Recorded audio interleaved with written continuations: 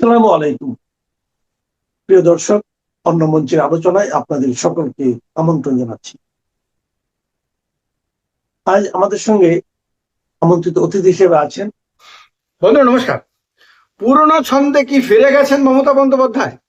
মানে 2011 পর্যন্ত বিরোধী নেত্রী হিসেবে যে লড়াকু মমতা ব্যানার্জিকে দেখা গেছিল, যে মমতা ব্যানার্জির ক্রমাগত বিরোধিতায়, ক্রমাগত প্রতিবাদে, ক্রমাগত আন্দোলনে একেবারে জেরবার হয়ে গেছিল বাম শাসন, 34 বছরের বাম শাসন শেষ পর্যন্ত বিধ্বস্ত হয়ে গেছিল যার ভয়ঙ্কর ভূমিকার কারণে, সেই মমতা বন্দ্যোপাধ্যায় কি আবারও জনসমক্ষে বেরিয়ে এসেছেন?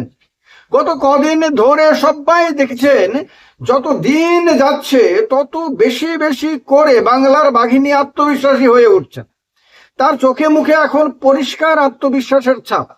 তার মধ্যে এখন আর ভয় ডর নাই, কোনো শঙ্কা নাই, কোনো সংকোচ নাই, কোনো ধরনের দুঃখ যন্ত্রণা ইত্যাদি কিচ্ছু নাই। যে যন্ত্রণার ছাপ তার চেহারার মধ্যে আপনার 4 মের দুপুরবেলা থেকে দেখা গেছিল, এবং বেশ কিছুদিন পর্যন্ত যা দেখে অনেকেই কষ্ট পেয়েছিল, সেটা একরকম উধাও হয়ে গেছে। এবং যত দিন যাচ্ছে তত তিনি আগ্রাসী রূপে আবার দেখা দিতে শুরু করেছেন। তার সমর্থকরা তাকে যে রূপে দেখতে পছন্দ করে, তার সমর্থক, তার কর্মীরা তাকে বারবার যে রূপে ফিরে আসার জন্য কাতরভাবে অনুনয় নিবেদন করে আসছিল, তিনি আবার সেই রূপে ধরা দিতে শুরু করেছেন। যে রূপটাকে বিজেপি ভয় পায়, যে রূপটাকে সিপিএম ভয় পায়, যে রূপটাকে তার সমস্ত বিরোধীরা ভয় পায়, তিনি আবার সেই রূপে ফিরে আসতে শুরু করে দিয়েছেন। যখন তার দলকে ভেঙে টুকরো টুকরো করে দেওয়া হয়েছে, যখন তার হাত ছেড়ে দিয়েছেন তার সবচেয়ে পুরনো আপনার সহযোগীরা, যখন তিনি জানেন না যে আগামীকালকে আবার কে তার সঙ্গ ছাড়বে, আবার কে তার বিরুদ্ধে বিবৃতি দেবে, আবার কি রকম ভাবে তাকে নাস্তানাবুদ করার জন্য কোনো পরিকল্পনা করা হবে, যখন তিনি জানেন না এগুলো, মানে একটা অনিশ্চয়তার মধ্যে যখন তার প্রতিপক্ষ তাকে রাখার চেষ্টা করছে, তখন তিনি রাস্তায় নেমে আসছেন বারবার। কখনো আদালতে চলে যাচ্ছেন, সেখানে তার দলের কর্মী সমর্থক যারা ঘরছাড়া রয়েছেন, যারা আক্রান্ত হচ্ছেন, যাদের ওপরে ডিম দিয়ে হামলা করা হচ্ছে, যাদের নানানভাবে মিথ্যে মামলায় জড়িয়ে দেওয়ার অভিযোগ উঠছে, তাদের জন্য তিনি গিয়ে আদালতে দাঁড়িয়ে সওয়াল জবাব করছেন। কখনো তিনি রাস্তায় নেমে পদযাত্রা করছেন, ধর্ণা দিচ্ছেন, আন্দোলন করছেন, সমস্ত কিছুই করছেন। মানে এত অল্প সময়ের মধ্যে মাত্র 4 মে রেজাল্ট আউট হয়েছে। 4 মের পরে 4 জুন, 4 জুলাই, 4 আগস্ট এখনো আসেনি, মানে 3 মাস এখনো হয়নি সম্পূর্ণ। এর মধ্যেই তিনি আবার আগ্রাসী রূপে দেখা দিতে শুরু করেছেন। মানে তাকে তার প্রশংসকরা তাকে, যার জন্য বাঘিনী বলে, বাংলার বাঘিনী, সেই বাঘিনী রূপে আবার তিনি দেখা দিতে শুরু করে দিয়েছেন। বিজেপি এখনো পর্যন্ত বুঝে উঠতে পারছে না ঠিক কোন পরিকল্পনায়, ঠিক কোন চালে মমতা বন্দ্যোপাধ্যায়কে ঘায়েল করা যাবে।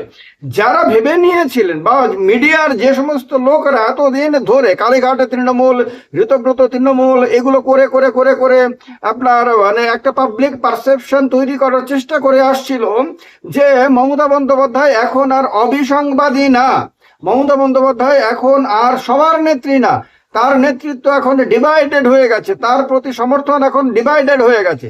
তিনি এখন কালীঘাট তৃণমূলের নামক একটা ছোট্ট অংশের নেত্রী মাত্র। আর তার বিরুদ্ধে বারবার বলা হচ্ছিল, কোথাও 60 জন এমএলএ নিয়ে বিরোধী দলনেতা ঋতব্রত ব্যানার্জির মহিমান্বিত করা হচ্ছিল বারবার। এবং অন্যদিকে সুদীপ বন্দ্যোপাধ্যায়, কাকলি ঘোষ দস্তিদার, এরা যারা তাকে ছেড়ে চলে গেছেন, 20 জনের মতন সাংসদ, তাদের মহিমান্বিত করা হচ্ছিল, বারবার বোঝানো হচ্ছিল এতজন সাংসদ তাকে ছেড়ে চলে গেছে, সেখানে একটা অজ্ঞাত কুলশীল পার্টি এনসিপিআই কে মহিমান্বিত করা হচ্ছিল। অর্থাৎ যারাই তাকে ছেড়ে যাচ্ছে, যারাই তার বিরোধিতা করছে, যারাই তার সমালোচনা করছে, এক দল মিডিয়া একটা পারসেপশন ক্রিয়েট করার চেষ্টা করছে যে তারা সঠিক, তিনি ভুল। তিনি এবং তার ভাইপো অভিষেক ব্যানার্জি তারা ভুল আছেন। তারা এতদিন স্বৈরাচারী ছিলেন, তারা এতদিন বাংলাকে শেষ করেছেন, তারা এতদিন ধরে মানুষকে জোর করে তাদের ইচ্ছার বিরুদ্ধে তারা ধরে রেখেছিলেন, তারা ভয়ের রাজত্ব কায়েম করেছিলেন। তাদের অন্যায় দেখেও এই সাংসদরা কিছু বলতে পারেননি, তাদের অন্যায় দেখেও এই বিধায়করা কিছু বলতে পারেননি। তার সঙ্গের যত নেতা নেত্রী তাকে এখন ছেড়ে দিয়ে চলে গেছেন, তারা এতদিন একটি টু শব্দ পর্যন্ত করতে পারেননি, শুধুমাত্র ভয়ের রাজত্ব কায়েম করার কারণে। এই একটা পারসেপশন ক্রিয়েট করার চেষ্টা করা হচ্ছিল। কিন্তু যখন 21শে জুলাইয়ের সমাবেশ দেখা হলো, যখন দেখা গেল যে বিদ্রোহী আপনার সাংসদরা, মানে যাদের এমনই অবস্থা বিজেপি বানিয়ে দিয়েছে যে তাদেরকে বিজেপি গ্রহণ করেনি, যাদেরকে অন্য কোনো প্রতিষ্ঠিত রাজনৈতিক দলে যেতেও দেয়নি, তাদেরকে এমন একটা দলের মধ্যে যেতে বাধ্য করা হয়েছে যে দলের নাম সেই দলের প্রেসিডেন্ট সেক্রেটারির পর্যন্ত সারা বছর মনে থাকে কিনা সন্দেহ রয়েছে। সেই তারা দিল্লির রাজঘাটে গিয়ে মানে ক্যামেরার সামনে পোজ দিয়ে তাদের 21শে জুলাইয়ের প্রতিবাদ আন্দোলন ইত্যাদি তারা মানে শেষ করতে বাধ্য হয়েছেন।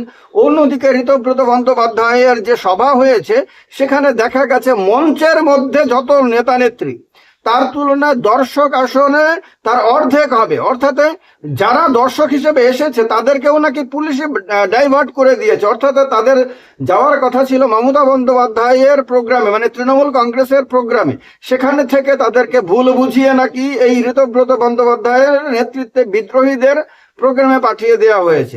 তার মানে বোঝা গেল যে একটা পরিকল্পিত ভাবে এদেরকে পাঠিয়ে দেওয়া হয়েছিল সেখানে। এবার দেখা গেছে সেখানে বসে থাকা লোকজনকে যখন সাংবাদিকরা গিয়ে জিজ্ঞেস করছে যে আপনারা এখানে এসেছেন, তার মানে কি আপনারা ঋতব্রত বন্দ্যোপাধ্যায়কে সমর্থন করছেন, তখন বলছে ঋতব্রত বন্দ্যোপাধ্যায়, বলছে হ্যাঁ এটা তো ঋতব্রত ব্যানার্জির সভা, বলছে না না আমরা তো মমতা ব্যানার্জির সভায় এসেছি। সঙ্গে সঙ্গে লোক উঠে গেছে। তো এতে বোঝা গেছে যে এই সমস্ত কিছু একটা পারসেপশন ক্রিয়েট করে মানুষকে তাদের দিকে নিয়ে যাওয়ার চেষ্টা হয়েছে। কিন্তু সেই দিন যখন ধরা পড়লো যে জনসমর্থন ওদের দিকে যায়নি, অর্থাৎ এক দল নেতা গেছেন, এক দল সাংসদ গেছেন, এক দল বিধায়ক গেছেন, এরা সবাই গেছেন যারা সুবিধাভোগী, তারা এতদিন ধরে এই ভদ্রমহিলার নাম ভাঙিয়ে সব ধরনের সুযোগ সুবিধা ভোগ করেছেন, তারা গেছেন ঠিকই, তাদের ভিড় হয়েছে ঠিকই, কিন্তু সাধারণ কর্মী সমর্থকরা সেদিকে যায়নি। তখন গিয়ে মিডিয়া টনক নড়লো। এরপরে সেই সমস্ত মিডিয়া যেগুলো এখন মানে ভক্তদের দলে চলে গেছেন, তারা নিজেদেরকে এখন অঘোষিত ভক্ত বলে মনে করছেন, তারা তখন বলতে শুরু করেছেন যে না, জনসমর্থন তো মমতা বন্দ্যোপাধ্যায়ের পাশে। মানুষ তো ঋতব্রত শিবিরে সভায় যোগদান করেনি, মমতা ব্যানার্জির সঙ্গে রয়েছেন, তার মানে তৃণমূল কংগ্রেসের সমর্থন, তাদের কর্মী বাহিনী সব মমতা বন্দ্যোপাধ্যায়ের সঙ্গে রয়েছেন। এই কথাগুলো তারপরে তারা বলতে শুরু করলেন। এবার এই অবস্থাটা কেন এলো? আজকে পর্যন্ত দেখা গেছে দিল্লির যন্তর মন্তরে আন্দোলনকারীদের সমর্থনে মমতা বন্দ্যোপাধ্যায় তার পুরো বাহিনীকে নামিয়ে দিয়েছিলেন। দেখা গেছে হকার উচ্ছেদের বিরুদ্ধে তিনি নিজে পথে নেমেছেন, আরো নানান ইস্যুতে তিনি বারবার পথে নেমে আসছেন। কখনো দেখা গেছে তিনি কারোর স্কুটিতে বসে তিনি আপনার একেবারে অবলীলায় সাবলীল ভাবে তিনি রাস্তার মধ্যে ঘুরছেন। তো এই সমস্ত কিছু করে করে তিনি সারা বাংলাতে সমস্ত মিডিয়ার অ্যাটেনশন তার দিকে টেনে নিয়েছেন। এখন আবার ন্যাশনাল মিডিয়া, মানে স্বঘোষিত ন্যাশনাল মিডিয়াই হোক আর সোশ্যাল মিডিয়াই হোক, এরা সবাই এখন মমতা বন্দ্যোপাধ্যায়কে নিয়ে আবার নতুন করে নতুন রূপে আবার সংবাদ করতে বাধ্য হচ্ছে। আর সব জায়গাতে এখন তাকে নিয়ে আলোচনা, বিজেপি অফিসেও তাকে নিয়ে আলোচনা, আপনার নবান্নের মধ্যেও তাকে নিয়ে আলোচনা, সর্বত্রই তাকে নিয়ে আলোচনা। আমার মনে হয় না, যতটুকু আমাদের দেশের রাজনীতিকে আমি ছোটবেলা থেকে দেখে এসেছি সচেতন নাগরিক হিসেবে, আমার মনে হয় না ভারতবর্ষে কোনো রাজ্যে কোনো দিন এইরকম হয়েছে যে একটি দল ক্ষমতাচ্যুত হওয়ার পরে মানে এইরকম তার মধ্যে বিভাজন হয়েছে অল্প সময়ের মধ্যে, এবং সেই দলের সর্বময় নেতা বা নেত্রী এইরকম ভাবে আবার ঘুরে এসেছেন 3 মাসেরও কম সময়ের মধ্যে। এইরকম আর কখনো কোন রাজ্যে ঘটেনি, কেন্দ্রেও কখনো ঘটেনি। এটা ঠিক যে 77-এর আপনার পরাজয়ের পরে ইন্দিরা গান্ধী আবার ঘুরে দাঁড়িয়েছিলেন, কিন্তু তার জন্য তিনি সময় নিয়েছিলেন। 3 বছরের মধ্যে তিনি আবার নিজের জনপ্রিয়তা তিনি ফিরে পেয়েছিলেন। মমতা বন্দ্যোপাধ্যায়ের সামনে সেই চ্যালেঞ্জটা শুরু থেকেই ছিল যে ইন্দিরা গান্ধী যেভাবে অল্প সময়ের মধ্যে মানে 3 বছরের মধ্যে ঘুরে দাঁড়িয়ে আবার অ্যাবসলিউট মেজরিটি নিয়ে ফিরে এসেছিলেন ক্ষমতায়, মমতা বন্দ্যোপাধ্যায় 3 বছরের মধ্যে তো নির্বাচন হওয়ার কথা না, 5 বছর লাগবে, কিন্তু তিনি কি আবার সেই রকম ভাবে ঘুরে দাঁড়াতে পারবেন? তিনি কি আবার তার দলকে ক্ষমতায় ফিরিয়ে আনতে পারবেন? এই প্রশ্ন শুরু থেকে উঠে আসছিল এবং গেল রাব উঠেছিল। সব দিক থেকে বলা হচ্ছিল যে তার দল একেবারে শেষ হয়ে যাবে, তিনি একেবারেই রাজনৈতিকভাবে মানে কোণঠাসা হয়ে যাবেন এবং তিনি তার মানসিকভাবে বিপর্যস্ত হয়ে যাবেন, তিনি আর মানসিকভাবে তার আত্মবিশ্বাস ফিরে পাবেন না। কিন্তু আমি আমার সমস্ত দর্শকদেরকে বলবো যে তার সাম্প্রতিক কালের যে ছবিগুলো সেগুলো যদি আপনারা ভালো করে দেখার সুযোগ পান, তার ফেসবুক পেজে গেলে পাবেন বা যে কোনো সোশ্যাল মিডিয়া তে আপনি পাবেন তার অসংখ্য ছবি, একদম লেটেস্ট আজকে কালকের যে ছবি, তাতে আপনারা ভালো করে দেখবেন তার চেহারার মধ্যে এখন বিন্দু মাত্র উদ্বেগ উৎকণ্ঠা নেই, তার চেহারার মধ্যে কোনো ধরনের আশঙ্কা নেই, ভয় নেই, কিচ্ছু নাই। তিনি এখন সম্পূর্ণভাবে আত্মবিশ্বাসী এবং উৎফুল্ল, এটা তার চেহারার মধ্যে পরিষ্কার ভাবে বোঝা যাচ্ছে। এইটা একজন নেত্রী যখন এই স্তরে চলে আসতে পারেন, তখন তার পেছনে থাকা হাজার হাজার লক্ষ লক্ষ সমর্থক অনুগামী কর্মী আবার উজ্জীবিত হয়ে ওঠেন এবং আবার তারা নতুন করে স্বপ্ন দেখতে শুরু করেন। সেই স্বপ্ন দেখানোর কাজটা এত অল্প সময়ের মধ্যে তিনি দেখাতে শুরু করেছেন, যেটা অকল্পনীয় ছিল, যেটা একেবারে অভাবনীয় ছিল। এই অবস্থাতে মমতা বন্দ্যোপাধ্যায় কি আবার সেই 2011 পর্যন্ত যে রূপে ছিলেন সেই রূপে সম্পূর্ণভাবে বাংলার রাজনীতিকে কি উথাল পাথাল করে দেবেন? তিনি কি আবার রাজনৈতিক ঝড় তুফান বাংলাতে তুলতে পারবেন, যেটা সারা ভারতবর্ষে যারা বিরোধী, যারা স্তিমিত হয়ে গেছিল, যারা ঝিমিয়ে পড়েছিল, যারা মনে করেছিল যে এভাবে আর কিচ্ছু করা যাবে না, দলগুলো বিরোধী দলগুলো একে একে শেষ হয়ে যাবে এবং নরেন্দ্র মোদীর নেতৃত্বাধীন বিজেপি বা এনডিএ শুধু এগোতে থাকবে, তাদেরকে আটকানো যাবে না এবং বিরোধী নেতারা কোনোভাবেই আর লড়াইয়ে ফিরতে পারবেন না, তাদের সবাইকে কি তিনি আন্দোলিত করে দেবেন? সেই লক্ষ্যে কি মমতা বন্দ্যোপাধ্যায়ের প্রত্যাবর্তন প্রক্রিয়া শুরু হয়ে গেছে মনে হয় আপনাদের? কমেন্ট বক্স রয়েছে, কমেন্ট করে জানানোর অভিষেক রয়েছে আপনার সাথে। এই মুহূর্তে যে খবর নিয়ে উপস্থিত হয়েছে, প্রশান্ত কিশোর রাজনীতিতে যখনই যা বলেন তখনই সেটাকে নিয়ে আলোচনা শুরু হয় এবং সেই সমস্ত খবরগুলো একটাও মিস না করে আমরা আপনাদের সামনে রাখার চেষ্টা করি। তো সেই প্রশান্ত কিশোর এই মুহূর্তে আবারও বক্তব্য রেখেছেন এবং বক্তব্য রেখেছেন তারই মেন্টর করা একটি দলকে নিয়ে, অর্থাৎ তিনি মেন্টর ছিলেন এবং সেই দল তখন জয় পেয়েছিল 2021 সালে তৃণমূল কংগ্রেস এবং পশ্চিমবঙ্গের তৃণমূল কংগ্রেস, তাদেরকে নিয়ে প্রশান্ত কিশোর এই মুহূর্তে বড় সড়ো একটা ভবিষ্যৎবাণী তিনি বলছেন, কোনো মতেই তৃণমূল কংগ্রেস ভাঙবে না, সেটা মমতা বন্দ্যোপাধ্যায়ের হাতেই থাকবে।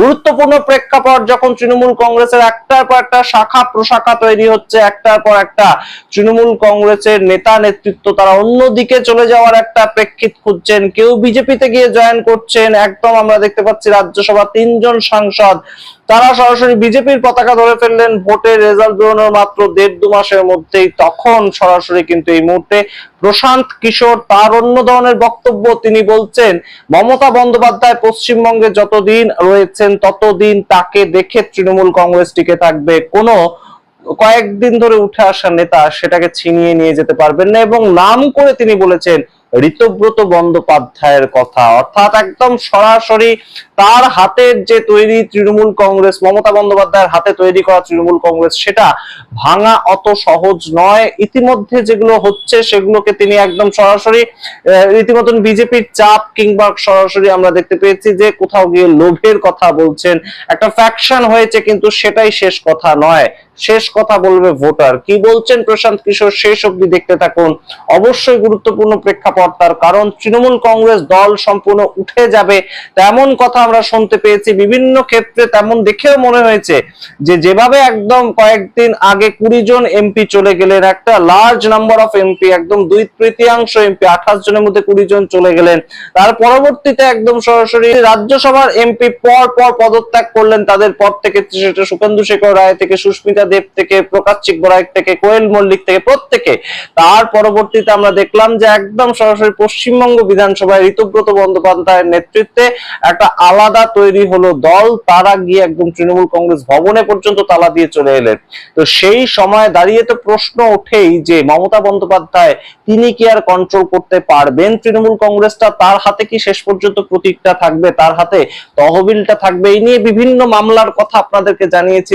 কলকাতা হাইকোর্ট থেকে নির্দেশ দেওয়া হয়েছে তৃণমূল কংগ্রেস আপাতত ডে টু ডে যেগুলো এক্সপেন্সেস সেগুলো খরচ করার জন্য তাদের যে ব্যাংক অ্যাকাউন্ট সেটাকে অ্যাক্সেস করতে পারবে, সেটার জন্য স্পেশাল অবজারভার রাখা হয়েছে ইত্যাদি ঘটনা। কিন্তু প্রশান্ত কিশোর তিনি অবশ্যই রাজনৈতিক ব্যক্তিত্ব এই মুহূর্তে, কিন্তু তার আগেও তার পরিচয় রাজনৈতিক, একদম তিনি কৌশলী ছিলেন, পলিটিক্যাল স্ট্র্যাটেজিস্ট ছিলেন এবং অ্যানালিস্ট ছিলেন। তার জায়গা থেকে তিনি যে অ্যানালিসিসটা করছেন সেটা অবশ্যই কিন্তু এই মুহূর্তে একটা বড়সড় প্রভাবশালী একটা মন্তব্য। তার কারণ তিনি বলছেন যে মমতা বন্দ্যোপাধ্যায়ের যে ক্যারিশমা, মমতা বন্দ্যোপাধ্যায়ের হাজারখানা দোষ থাকতে পারে, তিনি ভোটে হেরে যেতে পারেন, তার বিভিন্ন একদম বিতর্কিত বক্তব্য থাকতে পারে, কিন্তু মমতা বন্দ্যোপাধ্যায়ের যে মুখ, মমতা বন্দ্যোপাধ্যায়ের যে স্ট্রেচার এত দিন ধরে তিনি তৈরি করেছেন সংঘর্ষ করে, সেটা কখনোই সেটা ম্লান হয়ে যাওয়ার মতন নয় এবং সেটা ম্লান করতে পারার মতন কোনোভাবেই কোনো ক্ষমতা নেই যারা ছেড়ে চলে গিয়েছেন। প্রশান্ত কিশোর সম্পূর্ণটা যে নজর রাখছেন তার বক্তব্যের মাধ্য থেকে উঠে এসেছে। তিনি অরূপ রায়ের কথা বলেছেন, তিনি বলছেন যে অরূপ রায় হাওড়ার একজন নেতা, হাওড়ায় তিনি একজন এমএলএ, কিন্তু সেই অরূপ রায়ের এতটা ক্যারিশমা নেই যে তিনি মমতা বন্দ্যোপাধ্যায়ের জায়গাটায় বসবেন, অর্থাৎ চেয়ারপারসন নতুন তৃণমূল কংগ্রেস কিংবা ঋতব্রত তৃণমূলের চেয়ারপারসন হিসেবে অরূপ রায়কে বসানো হয়েছে। তো সেখান থেকেই অরূপ রায়ের সেই ক্যারিশমা নেই এবং তিনি বলছেন যে ঋতব্রত ব্যানার্জি তার সঙ্গে আমি কাজ করেছি, তিনি একদম তুচ্ছ নেতা, এইভাবে একদম কোট আনকোট বক্তব্য রেখেছেন যে ঋতব্রত ব্যানার্জির সেই ধরনের অ্যাকাউন্টেবিলিটি নেই যে তিনি সম্পূর্ণভাবে মমতা বন্দ্যোপাধ্যায়ের দলটাকে হরপ করে নেবেন। এবং গুরুত্বপূর্ণ প্রেক্ষাপট ওয়ান লাইনার যেটা দিয়েছেন, কোন দল একদিনে তৈরিও হয় না, কোন দল একদিনে ভেঙেও যায় না, তাই জন্য অবশ্যই এই মুহূর্তে এই যে ভোট হয়ে গেল সেখানে পর্যন্ত 2,60,00,000 মানুষ ভোট দিয়েছেন তৃণমূল কংগ্রেসকে, সেই মানুষ কিন্তু ভোট দিয়েছেন শুধুমাত্র মমতা বন্দ্যোপাধ্যায়কে দেখেই। কোন ধরনের কোন একদম অ্যান্টি বিজেপি ভোট কিংবা বিভিন্ন স্ট্র্যাটেজির কথা উঠে আসছে সেগুলোর মাধ্যমে নয়।